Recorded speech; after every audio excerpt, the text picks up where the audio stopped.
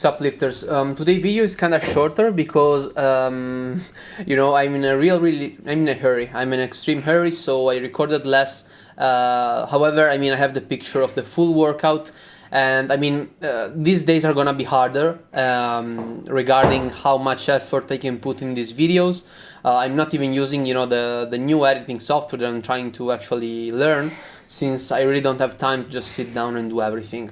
And also you're gonna kind of have to put a leap of faith in me, in the sense that since I didn't really film a lot of stuff, you kind of have to trust me, and I really feel like that if there is no trust, the channel is dead.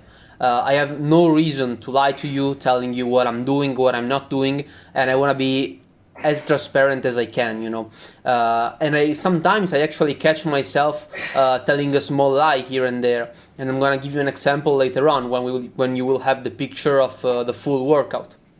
Anyway, as I said, I didn't really have a lot of time, so the cool thing is that in my push day I actually have like 3 compound movements at the beginning, and everything else is kind of icing on the cake, So I really feel like that I got most of the workout done, and this always also kind of gets back to the whole idea of you can't really wait to have the perfect timing to do everything. Today I was in a hurry. Of course, I kind of I managed my week in order to have this busy day in a push day, because I feel like that my push day has been one of the most consistent things that I've always hit for months and months, and the results are really showing it, because the numbers, the reps, the weight is always going up.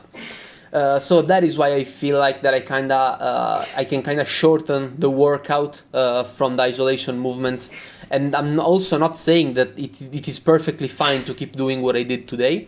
What I'm saying is that since I've already been having so much progress in this, and my legs are lacking, it's perfectly balanced, and it totally makes sense to actually spend more times and the easier days with leg days, and the easier days, like the hardest days, sorry, in terms of time on the push day. So as you can see, this is my third exercise that I decided to do on. Last time I did just a normal Larsen press. This is the name of the movement. The difference with the bench press is just where the feet are positioned. This is pure pushing power of the upper body. However, I decided to do close grip. In this way I can hit more triceps, and also there is less overuse, because if you think about it, the movement is pretty much the same as a bench press if I'm using a wide grip. However, if I use a narrow grip, as you can see here, it's kind of shoulder width slightly larger, just slightly. There is more tricep involvement, and also at the top of the movement the inner chest is more contracted, which I don't really believe to be something really important in the whole scheme of things for hypertrophy, but it is still something that does make sense. So here I failed, and I felt like, okay, yeah, I can definitely Larsen press this. No, I can't. I can bench this. No, I can't. I did one last try, but I swear to God I was completely fried. I had no more power in me, so I decided, okay, another roll of shame. And this wasn't planned. I was like 95% sure that I would have got it, as well as being sure that I could have just pressed it up, However, I didn't, I was kind of tired, I was pissed at this, but at least I know that I'm doing something, okay? And as I said again, the results are showing it, because I feel like my chest is getting bigger, my numbers are going up, and the progress in general is just amazing, So I just did a snatch grip deadlift. There you go, the back is okay. I power shrug it and I put it back.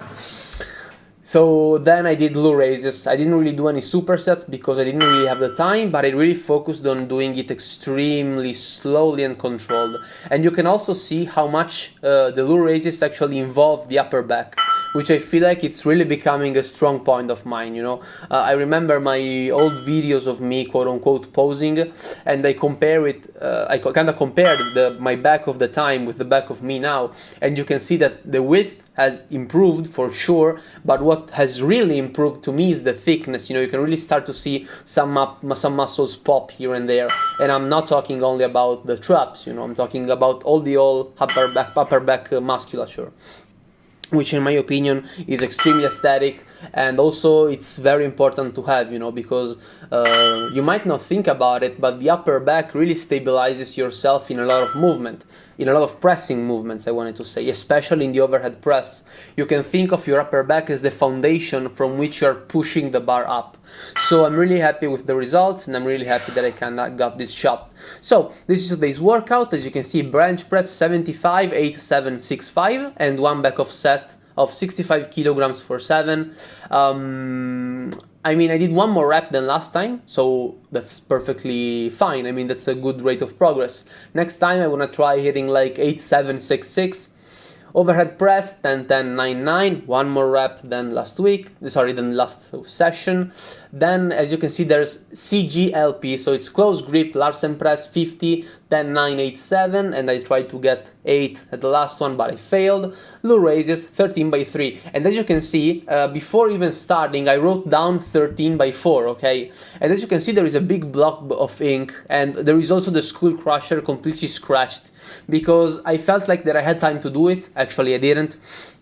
So as you can see, I cancelled it. I had no reason to lie to you and telling you, yeah, I did both Low Raises and Skull Crushers. I did not, and that is why I just scratched it. I just did 3 sets. It's suboptimal, yes, absolutely it is. But again, some days are like this. Hope you guys enjoyed it. See you guys in the next one.